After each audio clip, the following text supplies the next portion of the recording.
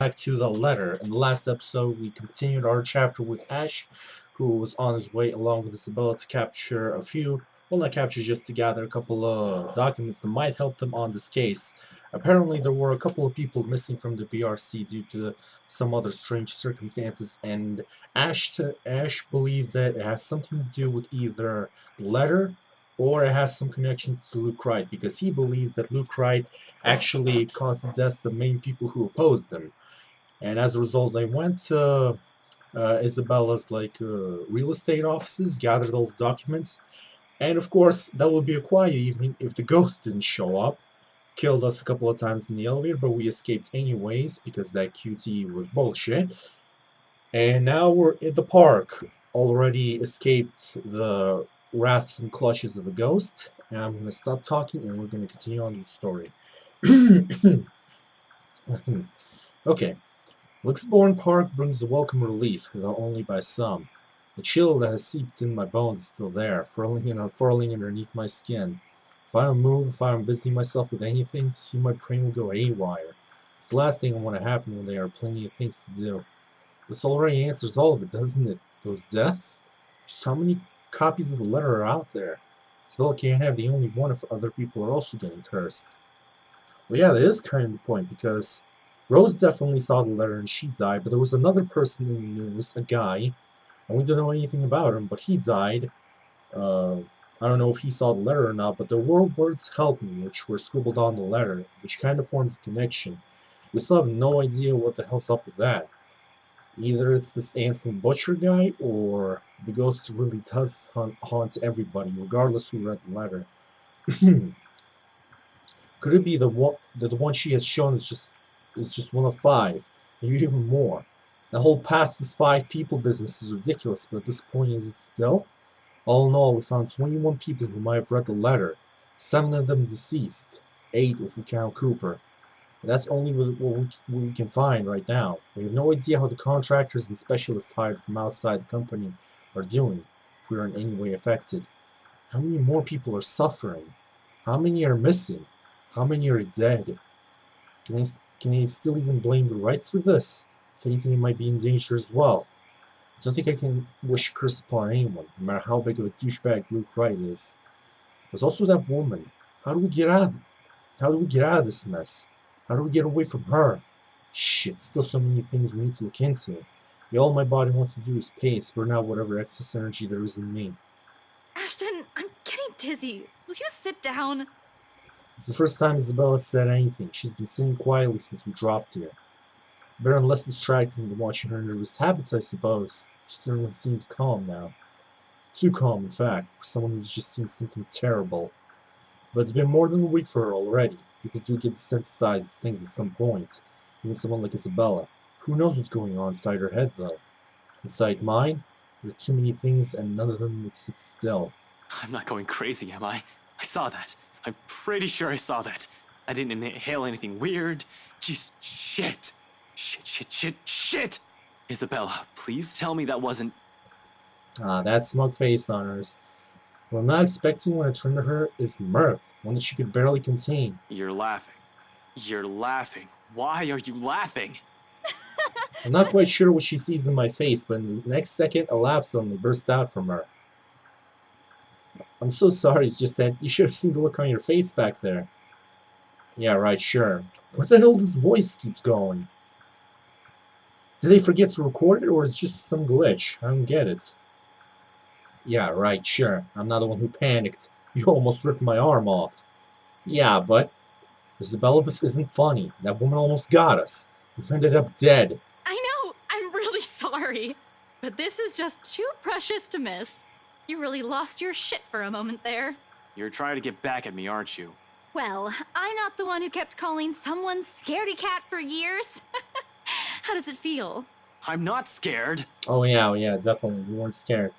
Don't give us any excuses. We're all terrified of something we don't understand. Really? Because it doesn't seem that way to me. At all. I'm not, alright? I'm just... I just don't know what to do right now. Immediately after, the moment passes, replaced by another tense silence. Laughter dies in her lips as everything sinks in. When deep shitting has finally caught up and hit us like a ton of bricks. Hit me more than anyone. Because she has been warning us of this since day one, and I'm the first person who pushed it off. Despite that, she still reaches out to me, tugging at my sleeve almost desperately. Her hands are trembling, and there's a tremor in her voice when she speaks. Without the cheer, only fear remains. One that she's been burned with from the beginning. We're still going to do something about it, right? What exactly are we going to do about it? Not just stand around and let that thing get us. Unexpectedly, she leans her forehead against my arm, and her grip on my sleeve tightens. There's desperation in there, a quiet plea. Don't want to lose anyone anymore, Ash. I wish I could give her that promise, but so many unknowns, so many things I don't understand about this. How could I? Why she still trusts that I can do something about this baffles me. All feels wholly undeserved considering the way I've treated her. And despite my reluctance, I found myself returning her golden kind. A grasp, warm and light enough for comfort. Not a promise, but the closest thing to it. October 30th, Sunday. Darkness blurs the edges of my vision. Black tendrils twist and coil around my lens. Soft footfalls echo from a far distance, scurrying, scampering, moving in an odd rhythm with the sharp, piercing notes of her laughter. A scream threatens to burst, but my throat closes off. Ever so slowly, a chill seeps into every nerve of my body, washing away every sensation in me, apart from one. There was only fear. Once again, her laughter echoes, a sound both bitter and unforgiving. It is the last thing I hear before she reaches for me. The ground trembles. The world slows to a stop. Whew. Morning breaks in a blurry mess of vivid shapes and colors. Oddly, there is no feeling of terror or confusion gripping me, despite the vague images that has driven me from sleep. Awareness kicks in shortly, though slow and sluggish as I blink away the last remnants of unconsciousness from my eyes. The early morning light already streams from the open windows when the memory sits in and the room finally comes into focus. Isabella's apartment. So you took a night off at her apartment, huh? The TV is still on the same channel. Pushing myself upright, my eyes wander idly towards her prone form. She's hunched over the coffee table, both her arms on her head while she continues to rest. Then, to the chaos of papers and folders we left scattered over it, before sleep has claimed both of us. We bunkered down here last night, after both our nerves have calmed down, mine for the most part. Staying together was an unspoken invitation. And anyway, I'm pretty sure neither of us wants to remain alone. And there's that woman. She's still one in the first. Is she still one in the first place? One that we normally call human? Can still feel guilt? Doesn't understand pain? Fuck. I'd rather get charged for breaking and entering than mess with whatever that thing was any day. Not that thinking about this still matters, when all our lives are in her hands. She's dangerous. If we don't do anything about her and this curse, we'll definitely be pushing daisies soon. Can't let that happen. I've dialed on this long enough, left all my friends in harm's way after the warnings they've all given me. Besides, beneath the terror and the adrenaline that keeps me running, knowing what lies ahead of for Isabella makes it hard not to take action. The paper sitting on the edge of the table calls my attention, and this light against my hand when I reach for it. It's caught my eye the night before, but with the log we still need to go through, I simply ignored it. Logo emblems on the top of the page, however, provides this paper a whole new meaning. Not for me, but definitely for her. A scholarship grant, huh? I've only ever heard her talk about this once or twice, completing her degree, that is. She rarely goes about it in great detail, preferring to keep it to herself. Perhaps it's the fact that she thinks she's already too old to be chasing after it. It's been 5 years after all, but I've caught enough snippets of conversation between her and Zach to know she has never given up on it. Despite how things have panned out with her father, she's one step closer to this part of her life. So listen, the sound, coming from a friend, I'd like to give her the chance to have this. Whether this means stepping out of my comfort zone and figuring out what to deal with this curse is, I'll do so. If only to see the same smile on her from that time again. These days, the only moments she seems to show is when she's asleep. Like right now, no matter how uncomfortable she appears, I smile at my own forms, despite this, when I glance at her sleeping form again. She hasn't moved since, her shoulders rising and falling in a slow, even rhythm with her breathing. You won't think she has any problems this way. If only that were true. Sighing, I place the paper back where I've gotten it, carefully so I won't accidentally wrinkle or damage it in some way. Finally push myself off my makeshift bed. Isabella shifts when I carry her off from the floor and over to her bed. Doesn't wake, simply tucks herself comfortably under the covers I pull over her. Briefly, though, she mumbles something to herself and draws in another deep breath. Becca, Ashton's being dumb again. She drifts back to a deeper state of sleep after, like it hasn't been interrupted by the slightest movement earlier. A small smile on her lips remain. One I find myself returning in kind. Who sleeps like a rock now? It's better this way, and better to leave her to her dreams for the moment, which I hope are better than the ones I've had. She'll have time to worry about her problems later when she wakes up. For now, this will be another thing I don't want to take away from her. A moment of respite, no matter how fleeting. She deserves it after everything she's been put through, or I've put her through. In the meantime, I still have 2 other people I need to check with. Isabel will definitely get in a tizzy if I don't check on them. Cold Luxembourg air meets me upon stepping out of the hallway. Not unusual in itself, this is what Luxembourg's weather is supposed to be. A bit cold, damp for the most part, and more often than not, terribly dry with the occasional sprinkling of rain every few hours. The sky is clear, but I'll give it a day or two before the weather takes a turn for the worst. I've complained about the awful rains for years, despite having lived here my entire life. I have to admit, though, seeing it return to the usual feels extremely reassuring. At least something's still normal in this world, where I can no longer think the same for the situation we're in. A nightmare. That's probably all this is. Usually I'll say, I've been through worse. That's simply another lie I've often told myself, isn't it? I've fed myself a great deal of lies throughout the years, just so I won't have to think about it the next day. Maybe we won't even have this problem, even if I've been running away and ignoring things, hiding them someplace no one will see, because I've since believed doing so is a show of weakness. The fuck do I know about ghosts, though? What does Zach? What does Rebecca? Z-Man has shown me photographs, mentioned weird things happening around him these past few days. Bottom line, he likely knows as much about this as I do. Why else would he approach me? The guy who knows stuff, according to him. In the end, all I've done is given him the brush off, some reliable guy I am. Hell, Rebecca's probably in the same boat. We're asking for everything that might provide an answer way out of this. What can any of us do when all of us lacks any understanding of what's happening? One thing's clear about this, however. That thing's after us because of the letter. Both Rebecca and Zach have seen it too. She will go after them as well. But here I am, walking up to Rebecca's door one slow step at a time. A stalling tactic to allow myself some time to put the mess in my head in a better order. How to phrase this when there's a 90% chance she's still pissed about a whole different matter. It's the only reason we didn't check on her last night, aside from the ungodly hours Bella and I arrived. We'll only alarm her by showing up in her home in the middle of the night, acting like babbling lunatics, and her anger can last quite a while. These days, it seems the only one she can easily forgive is Isabella, and even with her, Becca's fuming still takes hours.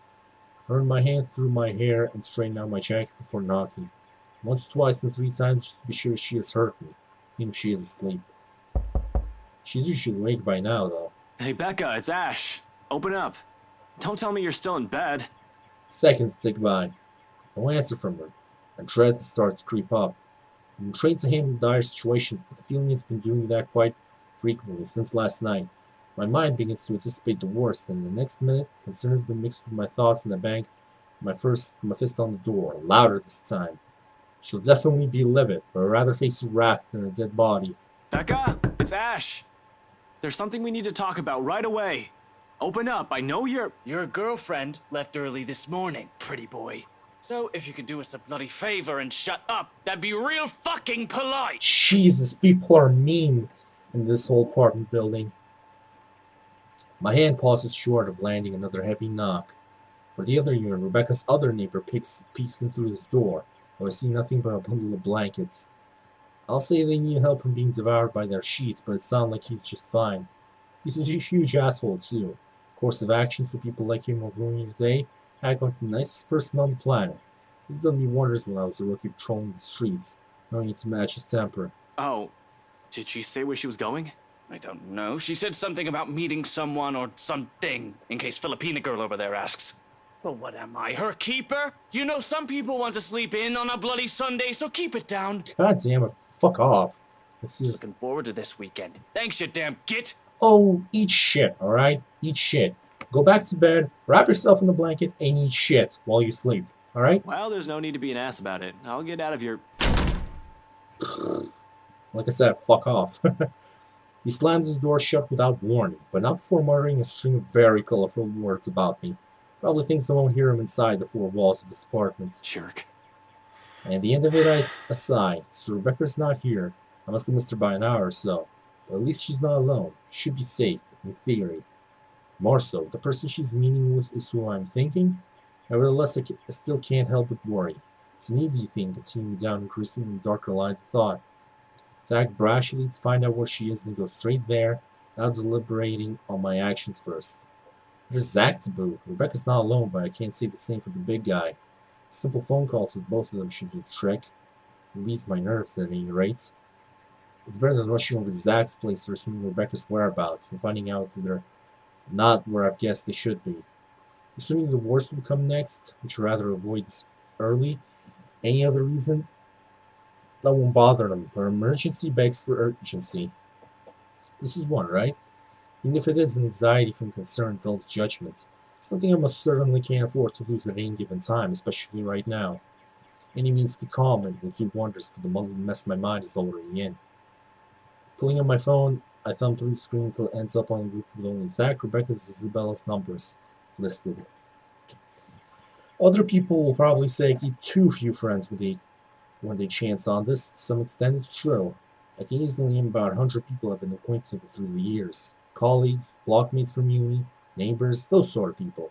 They all come and go. But these three have chosen to stay for some reason, not wanting or asking for anything. Like the others, none has Zach's kindness, Rebecca's patience, nor sincerity in L.A.zy's eyes. One day these guys are just there, the next thing I know, being with them eases it. A heavy, somber feeling lingering in the air when you stand alone in your apartment, something as simple as spending your day off without anyone. I'll say it's loneliness, but this carries much more depth than that. If I can help it, I don't want to lose any of them to some stupid curse. A phone call may be the least comforting thing at the moment. Honestly, I prefer being in the same room with them right now, but I'll take what I can get. Becca first. She'll get angry at me for worrying about her. She needs some help as damn from distress after all. She isn't the shy little girl I knew when we were children. We're already far from the people we were back then. That's more than enough reason to check in on her. I don't have to imagine her taking anything head on. She'll do it instead of asking for help when she needs it. I don't care if she gets mad at me. Only to know that she's fine. A ring in the silence of the hallway. Its sound alone might as well be sharp enough to pierce through my ears. Another second passes. 2, 3. Around the ninth ring, it goes straight to her voicemail. A cold feeling instantly lodges in my stomach. Rebecca Gales here. You've reached my voicemail. Sorry if I can't get to you right now. Oh, and if this is Isabella, yes, you're free to reheat the food in my fridge. Otherwise, leave a message. Probably just busy, that's all. I still barely manage to keep my voice even when I speak. Hey, Becca, call me back when you're free. We need to talk. ASAP. Becca will be alright. Is alright. She's safe. She's with someone else. In the event that woman shows up, she'll have someone with her. Someone she'll be able to ask for help. She's safe. She can handle herself. Becca might have a fiery temper, but she knows when she's faced with something she can't handle herself. Rebecca will see my missed call and she'll call me back.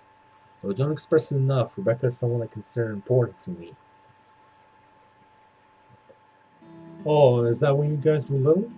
Damn, Ash, you look badass. She's been my friend for the longest. Anybody else would have been fed up with me and left. The girl stuck by me no matter how big of a jerk I've been. There's Zach and Isabella now too, of course. I'll always be thankful for having them around. The worst times before, however, Becca was there.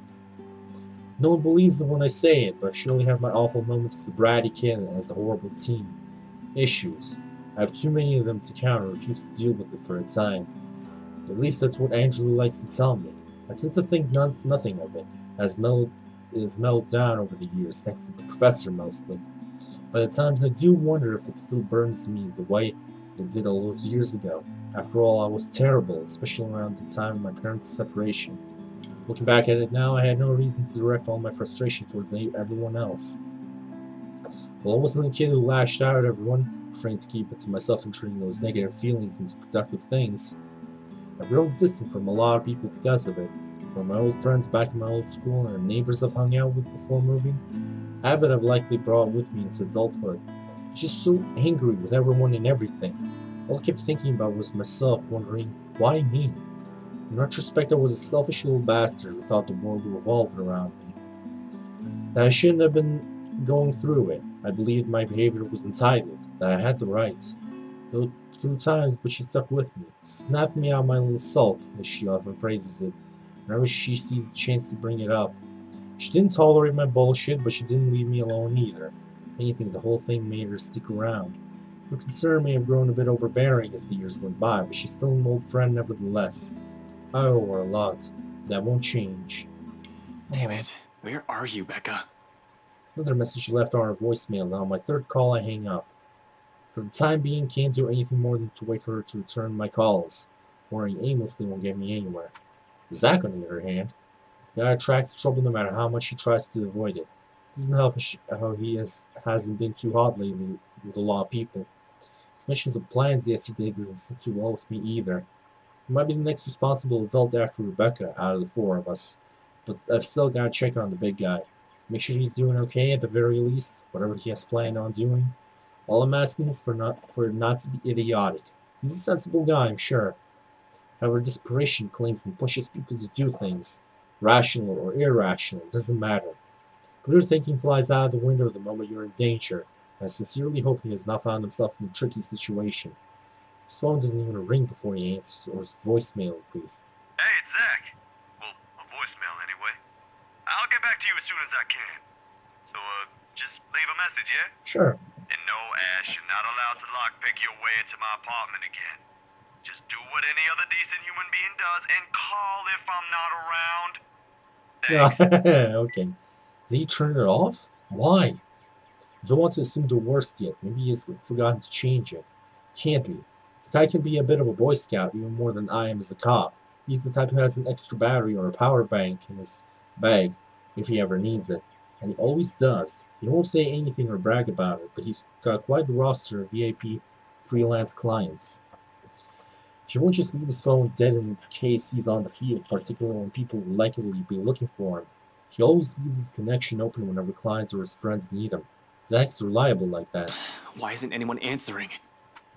His mobile in an out-of-range area sounds more plausible, although the thought of it doesn't completely shake off the unease. Unlike Rebecca and I, he took the time to listen to what Isabella said, and even if he didn't believe it, he was definitely the first one to offer help to try to do something. If he ends up trouble doing whatever it is, so help me, I'm going to... Well, it can't be rash, I'm aware of that. I've been running the same reminder in my head since last night, but if something happens, I'm certain my reaction will be pretty. The added guilt from those times that repeatedly dismissed him will surely haunt me. Yo, Zach, call me back, alright? I wanted to check in and, yeah, just please call me back. It's usually a joke between us when I say he's the Watson to my Sherlock.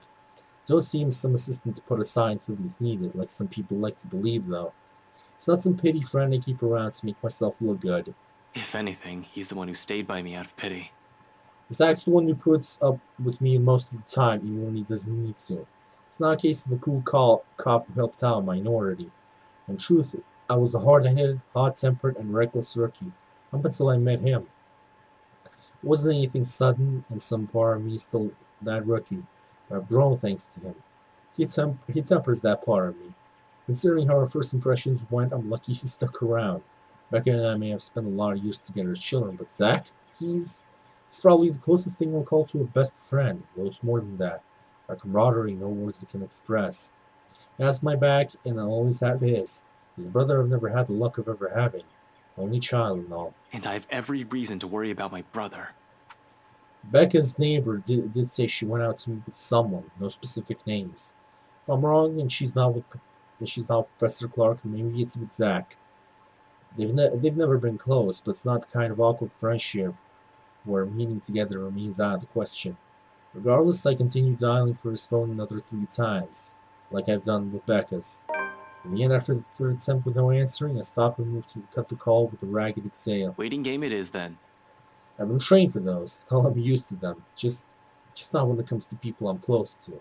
Much as I keep reminding myself to maintain a level head, it's a whole different matter when it's someone you know. Personal feelings will likely get involved at some point. It's starting now, actually, with the anxious strings coiling and uncoiling, causing a racket inside my stomach. That's exactly when the line finally connects. Before he even speaks, my question has already slipped out, including every pent-up worry and tension in my body. Where are you? The line's choppy, though. I can still make out words he's saying. Nothing to worry about, then. It's just some place where network coverage is shitty. Can't imagine where at this time of the morning, though. Did he go out for a jog? What was that, Ash? Could you repeat that? Signal shitty here. I asked, where are you? Hell, Zach, I've been calling your number for a good 20 minutes now. What kind of shithole did you get into? I meant that to sound as friendly as possible to keep things light, at least. Instead of the only frustration shows in my tone. Good morning to you, too. I should be asking you that question. I've been looking all over the mansion for you. What are you doing in the mansion? I thought you'd be... What mansion? Do I really need to answer that? Why are you even... Please don't tell me that's his plan. A morning visit to the mansion, where Luke Wright is. Of all the pig-headed things to do right now, it's the best thing he can come up with. Breaking and entering. I mean, we did that last night, so it's not completely pig-headed. I got plenty of reasons to rail at him right now. Although no matter how much I want to give him a piece of my mind, unfortunately it's not the time. No. No, wait. Just get your ass to Isabella's place, and hurry. He pauses for a moment, a second of indecision while he seems to contemplate his options. How urgent is this? In truth, the question, the hesitance, and the indecision in his voice has caught me completely off guard, and understanding dawns on me. His decision to go there isn't out of boredom or a stupid impulse. He must have found something. However, no matter how urgent it is, he still shouldn't have gone there, alone at that. Despite myself in the split second of comprehension, I'll allow it to show. A weakness. A simple request brimming with every unease and disquiet causing turmoil within me last night. There's a selfish hope that he'll understand, and even though he's the unstable signals that whatever's keeping him there, he'll be willing to set it aside for now. Pressing enough for you to stop asking questions and get yourself here. Please, Zach. Silence fills the other end of the line again. For a long moment I assume he won't need it, and I'll have to drive there myself, just to drag him away from whatever danger he's scurrying. Thankfully he agrees. I'll be there in a few.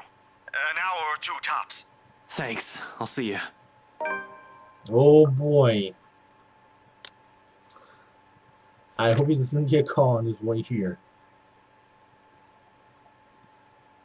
Oh, this is the day when Becca reaches the library and gets caught by the ghost as well. A terrified Zachary looking for Ashton in the Armand Hardy mansion. Oh, that's what he was doing there. I completely forgot about it.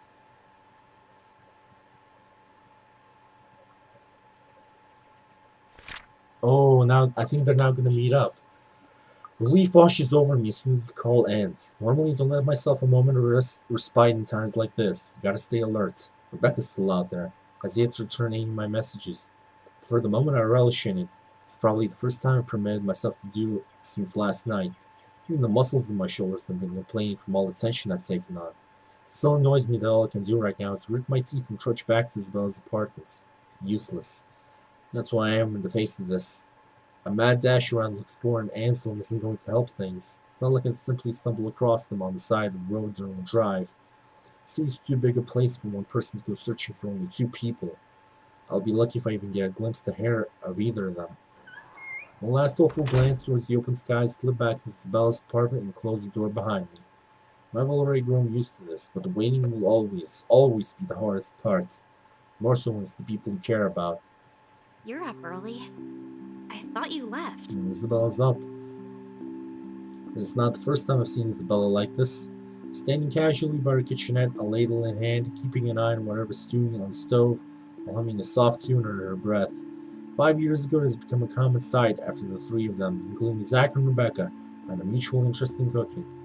After that, whatever her schedule allows, one of them will invite everyone to dinner or lunch instead of eating out. Rebecca prefers it that way, healthier she claims. Zach's just too happy to be able to cook for everyone. Isabella, on the other hand, as long as there's food, she's happy. Me? I've been banned from the kitchen ever since the pressure cooker incident. Easier times, good times.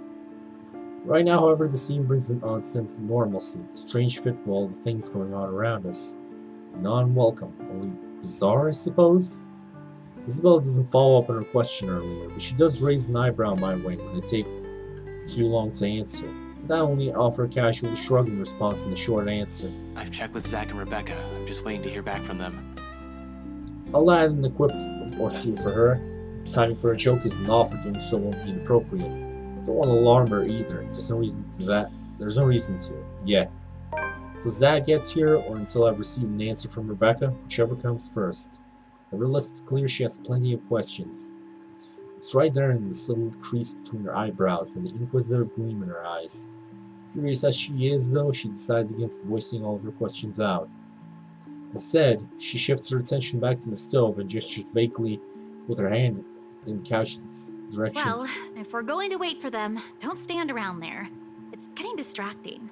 You're just cooking. How am I distracting? I don't know. Something might explode again, maybe.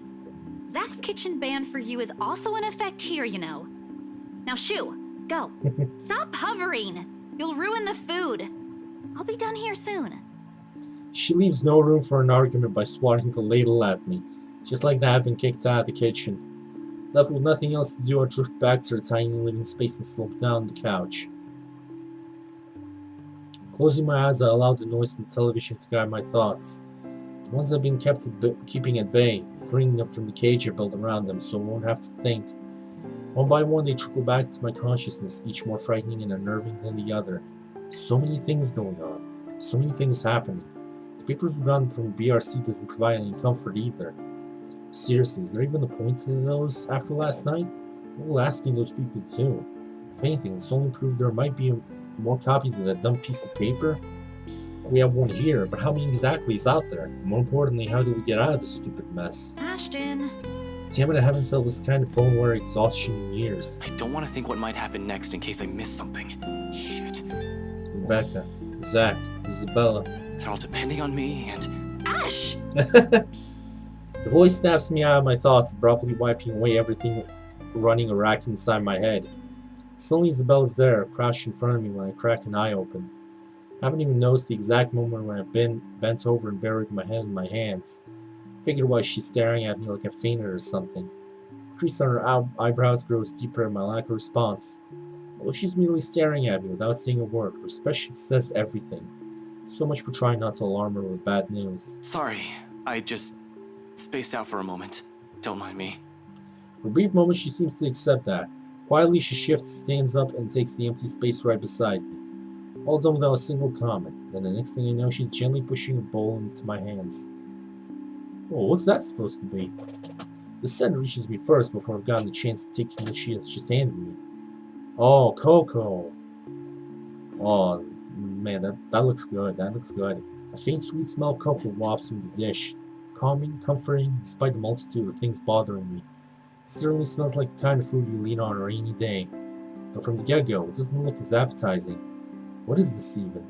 Porridge? Oh, you put chocolate in it. Milk drizzle on top? She doesn't even taste so weird, yet here she is, handing me something equally as strange. In fact, she's already started digging in hers. I'm just not sure if the taste will be equally as appealing. Baffled, I glance her way. She offers no immediate answer. Simply continues eating, as if she hasn't done so in a week, with her focus solely on the television. She's not watching, however, just listening, as a background noise. The voices from it seem too cheerful. A welcome distraction, if anything. It's only after she has finished off half her bowl that she acknowledged the question in my eyes. With a sigh, she cradles the dish on her lap and looks down at it. Briefly, her lips part, then closes. A hesitation, though I don't push her. There's a distant air on her, as if she has remembered something that warrants a poignant thought. When she speaks at last, it is a tone too careful, yet she's still weighing her words concerning the proper phrasing for it. Yet sincerity underlies each syllable once they're out in the open. You should eat. Back at home, Mama would never let us leave the house if we hadn't eaten breakfast yet. Even Papa has got an earful when he tried. So eat. You'll need it. She returns to her food afterwards, while I can only stare at the one she has proffered a few minutes ago. Warm against my hands, tempting me to take a bite. Not that I don't appreciate this, but what good will this do? Zach and Rebecca's both out there. Who knows when that ghost will show up again? Even our dreams were not safe. But that's it, isn't it? We don't know when, and at present we have a chance to respite, maybe the only one we'll have. Even if it's as mundane as sharing food between us, quietly just seating side by side like this, without exchanging any words. The intent hangs unspoken in the air, something that probably goes as far back as the second she offered food. Still, in the end, Isabella never pushes it. Rather, she lets her own silence convey her hope. Let's take her on her offer. Thank you. And we're back on the pluses with Isabella. Oh man, we're almost full with Zachary as well. We can't say much about Marianne, we haven't talked to her, and Rebecca's below the line. Oh jeez.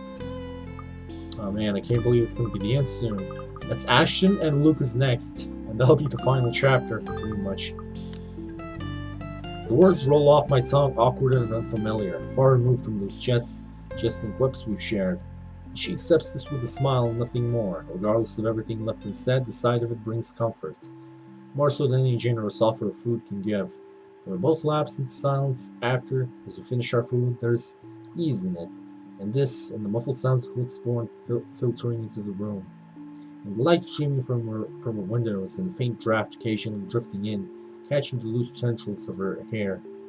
And the way her voice falters when she tries to form words. Despite the horror looming over us, I find myself wishing for the minutes to slow, for the seconds to last.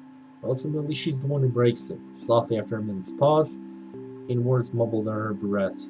Sometimes silence simply compels us to speak. I've been wondering, before last night, before Mama told me the news, what if Papa passes away, despite everything?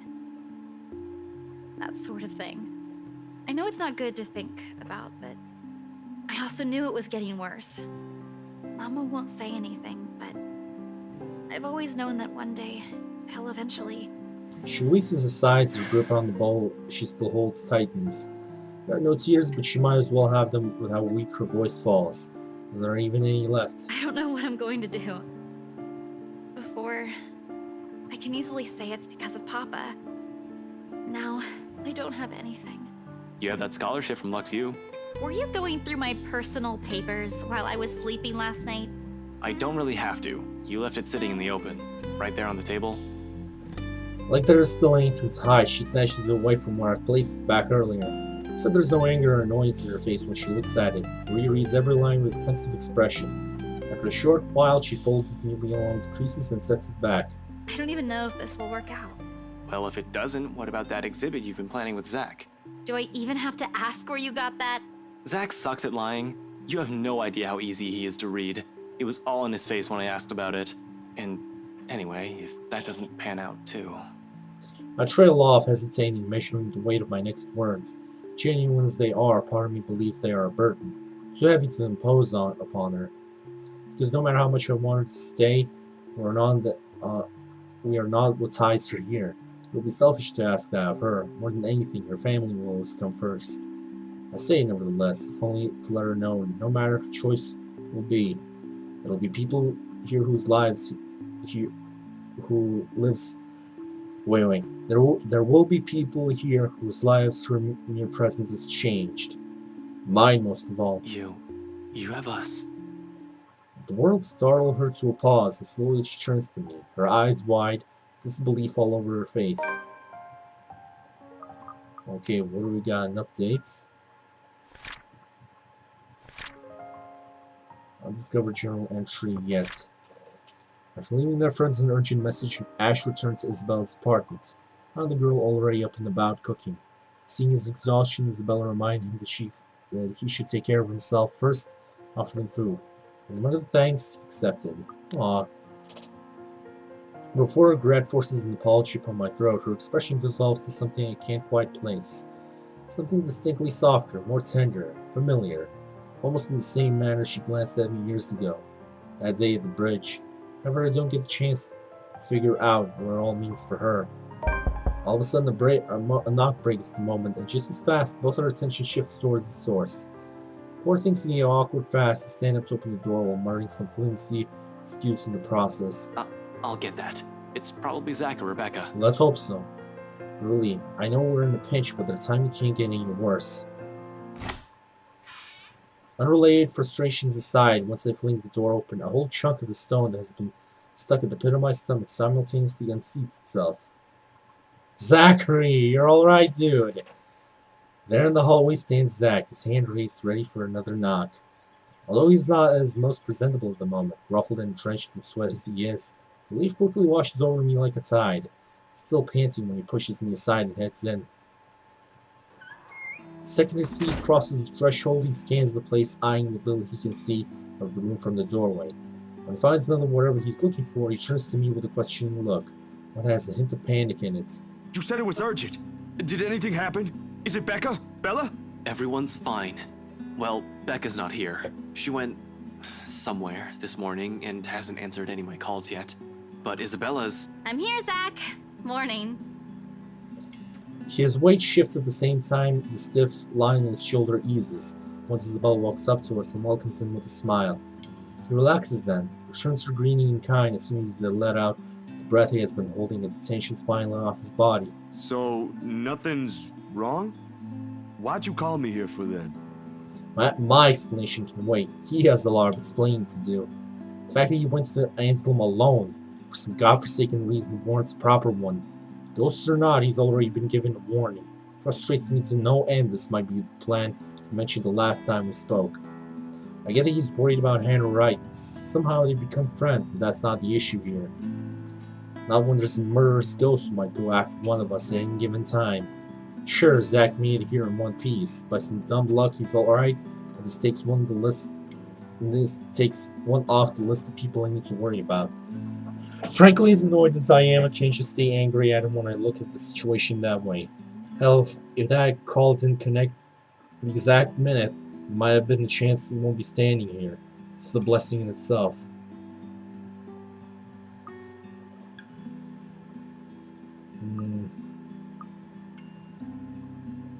Damn it, where do I go with this?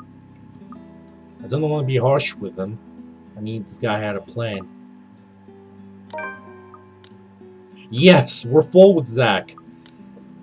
Except when I open my mouth, the only thing that spills out from it is my own relief. Despite myself, despite the rational part of my brain screaming everything wrong about Zach's neat little plan, I had so many close calls within just a single night. Zach showing up on Isabella's doorstep alive, whole and unharmed. I might as well take comfort in that while I still can. You're okay. You did tell me not to do anything stupid. Suddenly the whole room feels too heavy and all I'm able to do is drop down on the couch. A headache also threatens to burst in the same moment. Perhaps this is what a release from anxiety feels like. Regardless, I reach up a hand to pinch the bridge of my nose, even if it will likely do nothing to alleviate the impending pain. Christ, you were right there! We have this stupid curse thing going on, and you were right there! You just walked up inside a private property! Those people can easily sue you for breaking and entering, and that's the least of it. I know, Ash. But I can't just leave things as they are. I've got to do something. I know you're not very fond of the Wrights, but they don't deserve it if something bad happens. Hannah most of all. God damn it, Zach, I was worried. Unexpectedly, he laughs, not the half-hearted sort he makes when he's awkward, coming up with an excuse, a genuine one. Before my annoyance grows again and I snap at him though, he suddenly catches me in a headlock. His arms looping around my neck while he grinds his knuckles against my skull. A nuggie of sorts. Aw, you two really are like brothers. Helpless, I squirm under his grip in protest. Even then, it's hard to do so when you're up against a 6-footer. Zach! Aw, he's worried. Why didn't you say so? That cool act ain't gonna fool me anymore. Let go! He relents soon enough, though only after he's done ample damage in my hair. I hate it when he does that. For a few moments there, the tense mood finally lightened up, and everything felt like how it used to be before this whole mess began. It makes appreciating little moments like this easier. Still. Seriously, Zach. Why are you even there? Told you already. I was looking for you. Why would I even go there? Well, you mentioned a plan with Isabella here. I assume that's where you guys went, since that's where she found the letter. Sorry. I was really at a dead end. Logic and it stuns me into silence, to say the least. Then I remember his hesitance, the tone he has taken before agreeing to go here. All at once my anger from what he's done wanes. Okay, what is the timeline saying now. Oh, look at that. It's so adorable. Zachary arrived at Salem all tired and frazzled. Upon learning that he'd come from the armor guarding mansion this morning, Ashton could only express his relief that he was safe. He used Zachary teased him for worrying, much to the other man's embarrassment. Oh, that is adorable. Wait, what do we have on November 1st? Nothing still. There's still 2 dates that haven't been filled up, October 31st and November 3rd. November 1st. I'm guessing that's when the finale's gonna hit. Partly this is my fault for keeping things vague. I can't berate him for assuming that. I've only left him with vague answers. You could have called me. I did. I didn't receive any, and my phone was with me. You're kidding, right? I was at it the whole night. The whole atmosphere in the room changes in 2 heartbeats. Back into the tension-riddled one plaguing us. Zachary stares at me like a grown in another head, and gradually shifts his attention to Isabella. The expression in his eyes, questioning, asking him for a confirmation, my word can't be trusted. Now that I'm holding it against him. I can't believe the things coming out of my mouth these past few hours. Meanwhile, Isabella stays quiet. Has been like that for quite some time. She looks like she wants to disappear right now. Guilt, frustration, anger, fear, all of flashes fleeing across her face before it melts away in an expression of worry. Please tell me he's joking. You were there? No, we really didn't get any. Everything was quiet last night. But Zach, at BRC, Ashton and I saw... She never gets to finish that. Sup, I'm Ash from Deal Oh my City. fuck, Guys want not you? again. Can't beat me. Looking for trouble? Better not lie. I'm a cool dude. Pretty fly for an Oh, Asian Jesus guy. Christ. Probably my phone rings again, blaring it badly saying when he told her the whole room. Both of them pauses waiting when I pull up to check the caller ID. It's Becca. I'm a cool I'll tell her to dude. get here Pretty as soon as she fly can. for an Asian Excuse guy. me. Sup, Not another I'm word to slip Ash out of the from room and answer a Deal call, City. however. However, the tone she assumes isn't what I'm hoping to hear. Ashton, are you there? Ragged, a bit out of breath, there's a tinge of urgency in it. Listening to her from my side of the line makes it seem like she just run a marathon prior to this call. Becca, where? I got your message. What happened? Nothing. Yet. Where are you? Downtown. I had to make a quick visit to the library. Oh, so this is after she visited the library. Oh my goodness, everything's falling into place now. Listen, Ash, about that thing Isabella has been talking about. There's something you guys need to... Please tell me you didn't... Whatever. Save it for later. I'm at Salem Well. If you can get here as soon as possible, that'd be really great. This is... related to that. You're there? Is Isabella with you? Yeah, Zach too. With a quick press of the button, I switch on the loudspeakers and step back into Isabella's apartment. Hold out the phone towards the two, giving it 2 shakes, urging them to speak. Both are still carrying worried looks on their faces. They should ease that. Rebecca's asking for you two. Becca? Is she okay? Hey, Becca! Hello, Rebecca. Odd morning we having, eh? Hey, you two. What's happening over there? Is this something I should be worried about? Definitely, especially after your visit to the library. You should be worried. We'll tell you once you get here. Please, hurry. I don't like the sound of that, Ash. But I'm on my way. Give me a few minutes. I'm driving. Please be careful. She mumbles a goodbye that hangs up. Becca's the last person I need to account for, yet that call left an even more strained tension in the room. Thankfully, we don't have to linger in it for long. She only takes a matter of minutes to get here, and the second she steps into the room, Isabella clings to her. I'm so glad you're okay. All 3 of them. Ashton checked on you this morning, but... He did? I'm sorry. I was in a hurry. I didn't have time to drop by and let you know. It doesn't matter. What's important is you're here. Not burned to a crisp for Burley murdered somewhere.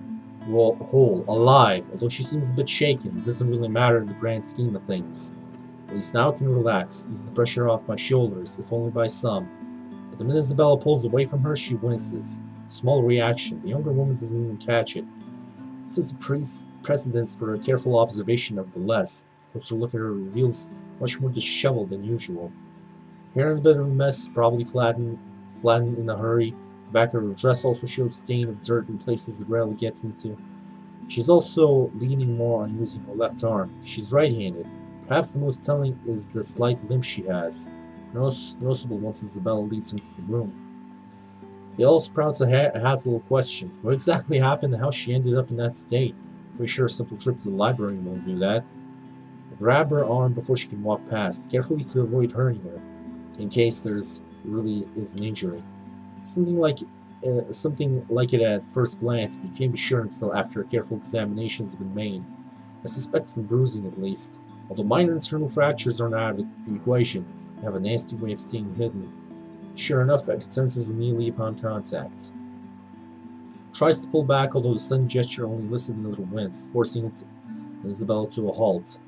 Both of them turn to me almost at the same time, their eyes searching mine for answers. Rebecca, for her part, doesn't appear quite pleased with the interruption, or the fact that someone has brought to light that someone also has to make sure. You okay? You're limping. Oh, finally we got a plus after that conflict. As expected, she tries to hide it. This time when she squirms from my grasp is with enough force. She almost stumbles back if Zach hadn't caught her by the elbow. Even two more people shooting her concerned looks, she swift to shrug it off. It's fine. I just had a little accident. Little accident. Hard to believe when her other arm's nursing the supposedly fine arm. Isabella doesn't buy any of it either. In a library? Well, yeah. It kinda caught me off guard. The ghost caught you off guard, maybe? Something's happened there, hasn't it? I don't have to elaborate on the question further. Shortly she goes very still and the hand placed over her right arm shifts ever so slightly, its grip on the limb tightening. Not too firm to hurt, but just enough for a gesture of comfort for herself. Warily she casts a glance at everyone in the room, but only the one she spares for Isabella lingers longer, and in that moment something unspoken passes between them, an understanding. It strikes me seconds later how utterly familiar her expression is. It's the same one I've seen far too many times in Isabella. Since that day at the movie house, every time her attempts to warn us have been so rudely dismissed. Let me see. Can we? We have to check if it's bad. Rebecca hesitates for a moment, and after a minute of consideration she sighs and reaches for the hem of her sleeve, raises it just enough for Isabella to take a good look at it. Not swollen, but a large portion of her skin starting to turn an ugly shade of purple. Oh, that is gonna be one hell of a nasty bruise. Tell me about it. It was a library cart that hit me. Oh. You know, the old metal ones they keep near the history section. Oh yeah, she was trying to escape from the ghost and the cart out of nowhere slammed in her. But it's a good thing she got away. Ouch! Like I said, nasty. But she's there? She went after you. Yeah, I was in the archives, looking something up. Suddenly, she was just there. Well, she was using my own students against me. What kind of terrible person does that? The better question is, what the hell kind of connection does Kylie have to the ghost? Kylie even mentioned her name several times, and I'm pretty sure that that's the ghost's canonical name.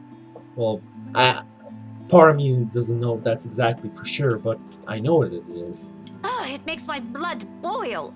You should have just ran. That woman's not something you can hit with a book. But she did, and she escaped. Laugh it up, Ashton. I did.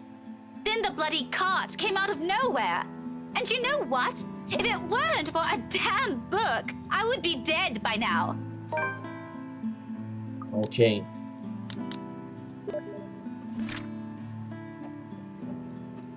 Ah, damn it. One of my friends is writing to me again. I don't have time to reply for now. To Ashton and Isabel's relief, Rebecca later called back. Soon she showed up at Salem Mall looking for worse for wear. The detective asked about it, worried, all the redhead, and gave us a frustrated answer. Fortunately, before the topic turned grim, Isabella stepped in. Silence descends into the room as the gravity of that one word hits all of us. Dead. Another close call, another would have, another one we've narrowly avoided. How long can we keep this up? We're bound to break at one point. No normal human being with the same mind can last like this. It's a miracle Isabella hasn't cracked yet. After all, she was the one who found that letter. I expected her to have caved in by now, yet her voice, calm and composed in the face of this, was what cuts through the thick air. I'll go get a cold compress for that arm. You guys take a seat first. Ashton and I, we have a lot of things to talk about. That marks the end of it, at least for the time being. As soon as Isabella returns and hands Rebecca the cold compress, she promised to get straight down to business. Surprisingly easy, considering the rigid air in the room. Although there's some tense fumbling for words at first, the whole conversation gains steam at once.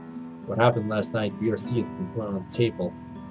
All at once, everything we brushed off, carelessly ignored, and rudely dismissed had been laid out for close scrutiny. Zach's encounters with the woman in his dreams, Rebecca's close brushes with death every time she appears, the dread, the fear, the terror she brings out even in the bravest of us, everything. Because no matter how bleak this all seems, there must be still a way out of this. It has to be. Logic be damned. Or at least that's what Isabella and I would like to believe. Yet even as the cold morning light shifts to warm hues of the late afternoon, and eventually night, none of this still makes a fucking damn sense. Darkness has fallen, but we're still nowhere near figuring things out. If anything, we're more at a loss than we ever been before when we even started this. Next thing I know, frustration rears its ugly head. The sheets of paper I've been holding smacks the table harder than I've intended. The sound of it echoes loudly in the small room and everyone simply falls silent. Along with it is the release of another long-held breath, perhaps the 100th since this morning. We aren't getting anywhere at this rate. Don't just drop it. There must be something in this we aren't seeing yet. It's an odd thing to hear from her. The very words I've been telling myself every single time I find myself facing a dead end. Use a little of the optimism right now, I guess. I know, but what are we supposed to be looking at here in the first place? Well, you already looked through those files. You're the one that picked it out last night, right? All of them? I'm pretty sure every person we've checked in there isn't necessarily involved. One client possibly died of old age. Remember, you found that dumb paper. Not so dumb if it can kill all of us. Very funny, Z-Man. Anyway, like I said, you discovered that paper right before the open house. No one else was allowed inside during that time. It's too broad of a scope if we include every single person. In fact, the only notable ones are C and Jean Marie. If we're going to include them in the count, shouldn't there have been more than enough people to end this fucking curse already? How does this thing even work? Yeah, okay. They went in and out of this place. But no, you still don't get it. What I'm trying to say about those clients is... Shouldn't we look into the mansion too? That's where the letter came from. That's where she came from. Maybe it's just as the professor says. He did tell me there might be more of this than what I might be thinking. Yeah. I mean, look at all this stuff Rebecca brought with her. Apparently our teachers have been lying to us all these years. So who knows? Hey, now don't blame us. Blame the bloody books they wrote. Quietly, Isabella reaches for one of the papers Rebecca's brought with her and carefully inspects the words printed on the page. Copy of an old newsprint from even before the city has been founded. Her eyes narrows with each line passes, but lingers at the illustration of the noblewoman's servant. Why do they have to keep this in the restricted section? Rebecca merely shrugs at her inquiry, but her annoyance seeps through her answer. How should I know? I wasn't even aware we have archives that go as far back as this. This is before the city was even founded. As a matter of fact, if it weren't for Andrew's help, I wouldn't have gotten my hands on any of it. Maybe they didn't think it would be important to talk about it. After all, this is more Anselm's than ours. Or there is something far more sinister going on that they had to lock it behind the restricted section. That or some old bugger's hiding something. Why else would these tell a completely different story? Revisiting what's written seems a useless endeavor on its own when you have nothing to gain from it. This might as well mean that what happened in the mansion years ago also equates into all of this. The letter Isabella found? It's at the heart of it. The why and the how is what we're missing here. If I'm going to go by what Andrew told Zach, the connection between the letter and the mansion's curse may run deeper than what we initially thought. I'll be able to figure this out without looking into the other. Fuck. How do I? The mansion's private property now. You can't just waltz in there. I'd rather die before I even think of begging right to let me in and investigate the place. One thing's very clear about after these last 2 days, however. I'm not safe anywhere and I have to act fast if I want to keep my own friends alive. Can't keep running away. Sooner or later, she'll get us. When that happens, I have to put an end to this. Sighing, I stand up and stretch out the kinks in my back after several hours of sitting. And that's for too long. Oof. A break is needed. Time to let everything sink in or else we'll all burn out. I know I will, and it's another thing I can't allow that to happen when they're all counting on me like this. Albeit unspoken, it's in their eyes as they look up at me, waiting. We've been at this since morning. We should take a break for a few. Oh, no. The rest of it never makes out of my mouth as something having grating sounds from the far end of the room. Harsh booming noise running through the eardrums of everyone in the room. All at once, the three of them are on their feet, and I quickly palm for my gun on the table. However, before I can pull it up and remove the safety, the whole racket stops. Stillness descends in the room, and in this sudden hush, the four of us exchange anxious glances. So much for a break. Ashton, that might be. Gather everything. No questions asked, that waste no time getting to work piling up the documents we've been reading through. And Isabel's unusually silent as she gathers everything in her arms, her movements sharp and precise, a deep furrow in her brow. There's fear, but something hard and urgent overshadows it. But the moment doesn't last. We're getting even finished, another noise up, the tension already gripping the place. Suddenly the lights go out and the wardrobe at the end of the room rattles, as if something inside begs for freedom. Cautiously, eyes glued to it, I take a step forward and I release the lock from my gun. I'm a trigger-happy person, and I'm not sure if this will work on a ghost. Right now, it's smooth surface against my palm, but the trigger on my finger provides the closest thing I have to relief as I approach the closet. Ashton, what are you doing? I don't think that's a good idea. We should just... Where as they all are, they immediately stop at a slight raise in my hand. At the edge is where they all huddle in space between the door and the room. In case this goes south, whatever I find inside, I have enough time and space to run from their position. 2 deep breaths, I cross the room, stood in front of the closet. Whatever's inside has yet to stop crashing. Instead, it has now moved to banging at the door, louder and louder the longer I dally. Another shallow breath. Glance at my companions. A nod. Something creaks. The next moment, I'm grasping at the handles and swinging the doors wide open to reveal... nothing. Right away apart the clothes hanging on it, and still none. No ghost. No woman. A single trace of whoever's inside. Confused, I glance back towards my companions, only to see them mirroring the same expression on my face. Noise has finally stopped, but I'm quite sure it isn't my imagination. Maybe it is I'm just too strung up that my head is now making things up. Whatever the case is, we need to get out of here as soon as possible. This only confirms we aren't safe anywhere. Without bothering to close it, I move back, ready to leave, adrenaline now coursing through every vein in my body. Next second, I'm barking orders and... We should go. Everyone, we need to... Ah! I'm sent sprawling on my back as something cold catches my ankle and yanks. The resulting fall knocks the wind out of me. Pain racks my whole spine, the back of my head as it collides against the floor, forcing it to dislodge my own brain from my skull. That would last before stars fade from my vision. And then, I sensed it. Cold tendrils twisting around my ankles. The smell of vile raw assaulting my nose, nauseating, sickening. Foul smell draining every feeling in my body. The moment her horrid laughter, still as unpleasant and vicious as the last time I've heard it, reaches my eyes snap open. Oh boy. Jesus. Perhaps it's just an experience, or even my mind's still attempting to comprehend this. Regardless, the minute my eyes land on her, the whole of my body freezes. The gun in my hand turns useless as my grip on it slackens. It's in the manner her gaze bores on me, I'll say, the look of utter hatred and malice. I've seen it loads of times. From suspects, mostly murderers, who never regret their actions despite being caught. This is the face of someone who can no longer reason with. And I know the moment she laughs again, starts dragging me towards her, it's already going to be the... Ashton! Snap out of it! No, I can't die here. Not yet. The haze fades away from my mind, instinct kicks in, here, then and there. Everyone out! Get out! Get out of here!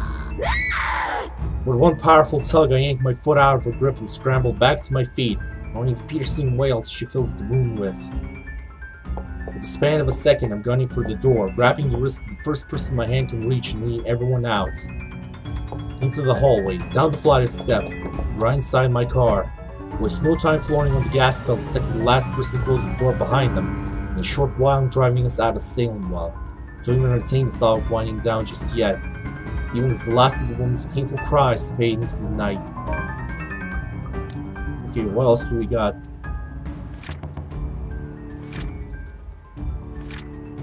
With the help of his friends, Ashton tried to find a way to free themselves of the curse, piercing together what they currently know. Before they could figure it out, a ruckus coming from Isabella's closet broke the silence of the room. Oh boy. October 31st, Monday. Okay, and I'm actually gonna save this video here. So, the entire gang is back together. They know what they're up against, and they're gonna find a way to stop this curse from ever plaguing them again. As you can see, we're not safe in no matter where we are. Even in Isabel's own apartment, when the entire group is together, the ghost is not gonna be scared of attacking them head on. And holy shit, probably that we're coming like this closer to the end. Her attacks are only gonna intensify with brutality and sheer hatred. So, without further ado, that's it for this video. Thank you all who watched, and hopefully I will see you all next time. Bye bye.